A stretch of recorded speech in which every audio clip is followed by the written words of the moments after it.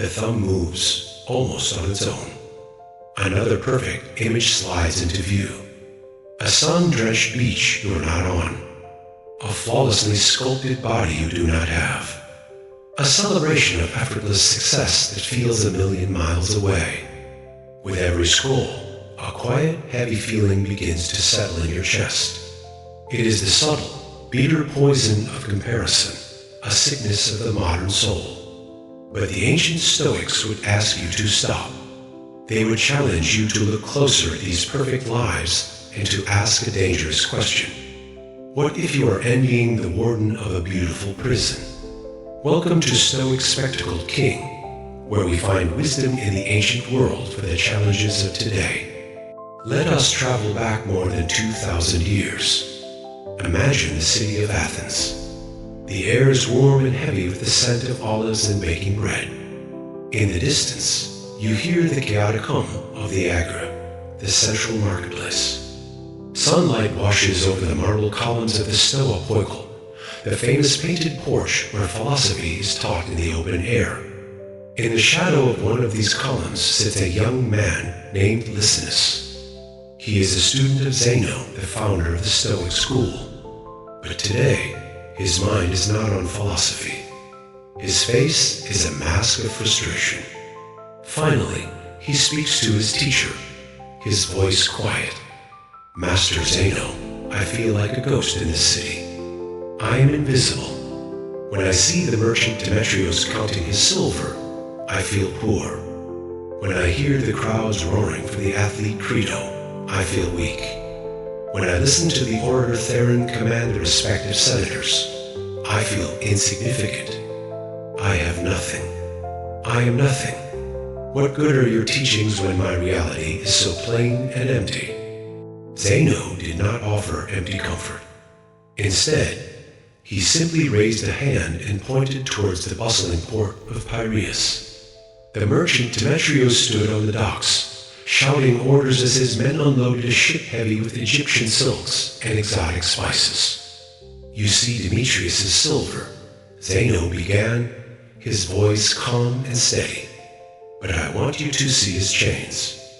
You see him smiling for his customers, but you do not see him awake at 3 a.m, his stomach twisted with fear of a sudden storm sinking his entire fortune.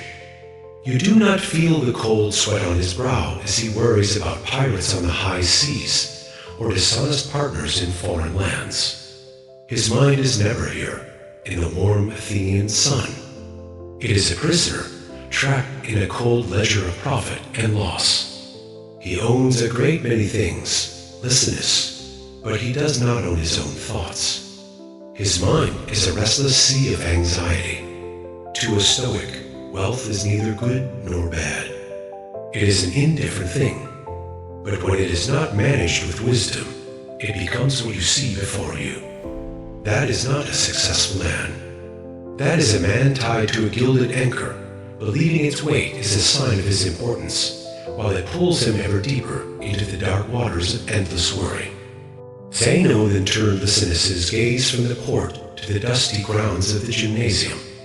There was Crito, the celebrated wrestler, his body a masterpiece of muscle and strength. A small crowd of admirers watched his every move, their voices a low murmur of awe and praise. And there is Crito, Zeno said. He has the adoration of the city, but this adoration has built him a beautiful cage. You see a champion, but I see a man who lives in constant fear.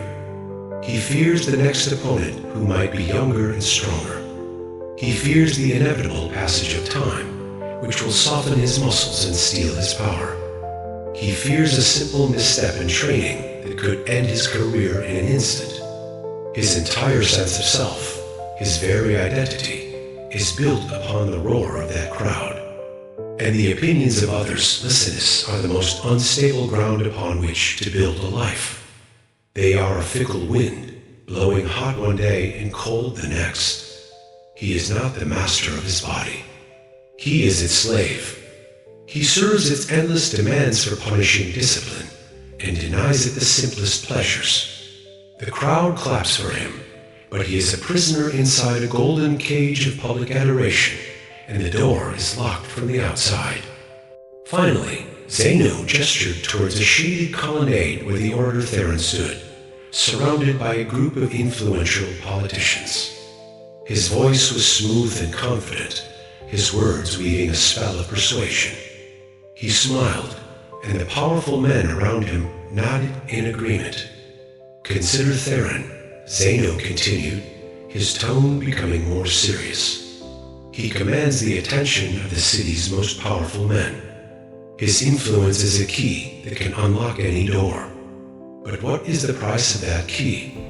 Theron's tongue is not his own. He cannot speak the plain and simple truth as he sees it, for fear of offending a wealthy patron. He must flatter men he does not respect and argue for causes he does not believe in. Every word is a careful calculation, a performance designed to maintain his position in a complex web of favors and rivalries. He lives in constant fear of a political misstep, of a younger, more clever speaker rising to take his place. That influence you envy, Lycidas, is a poisoned chalice. It looks beautiful and promises great power, but with every sip, he sacrifices a piece of his own soul. He trades his authenticity for applause and his inner peace for public power. He is not a free man speaking his mind. He is an actor on a stage, terrified of forgetting his lines." Zeno finally turned his gaze away from the city and looked directly at his student. His eyes were not filled with pity, but with a deep and penetrating respect. "You told me you have nothing, Lycidas, but you have everything that truly matters. Because you are not chained to a ledger like Demetrios, your mind is free to pursue real wisdom. Because you are not trapped in a cage of fame like Crito, your self-worth can be built on the solid rock of your own character, not the shifting sands of public opinion. Because you are not drinking from the poisoned chalice of influence like Theron, your soul is free to be honest. What you called your weakness is the very ground upon which you can build an unshakable fortress. The Stoics call this the inner citadel. It is a fortress inside your mind, built from reason, virtue, and self-awareness. The merchant's anxieties cannot breach its walls. The athlete's fears cannot shake its foundations. The orator's lies cannot poison its well. Your life, free from these grand distractions, is the ideal training ground to become the architect of your own peace. You are not the invisible man. You are the truly free man. This is the core of Stoic practice. If you are ready to start laying the foundations of your own inner fortress, take a moment to subscribe to Stoic Spectacled King and join us. Now, 2,000 years later, the stage has changed, but the play remains the same. The digital world in your hand is our modern Athens. The travel influencer you envy, posting perfect photos from another exotic location, is the modern merchant. They are often chained to an algorithm, their peace of mind tied to the number of likes their next post will receive. The fitness model with a flawless physique is the modern athlete, a slave to a punishing diet and relentless judgment of millions of followers. The online pundit with a massive following is the modern orator, often trapped in a box of their own making, terrified of saying the wrong thing and facing the digital mob. Look again at the things you envy. Look past the glittering surface and search for the hidden prison, the gilded anchor, the golden cage. Now turn your gaze inward. Look at the parts of your life you consider plain, ordinary, or lacking. What if your quiet life, free from the demands of a huge audience, is the very freedom you need to build real, lasting friendships? What if your average body is the very thing that allows you to enjoy a meal with loved ones without guilt?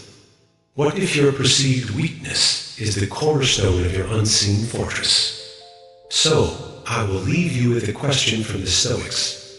What chain that you once envied can you now see is a prison you're lucky to be free from?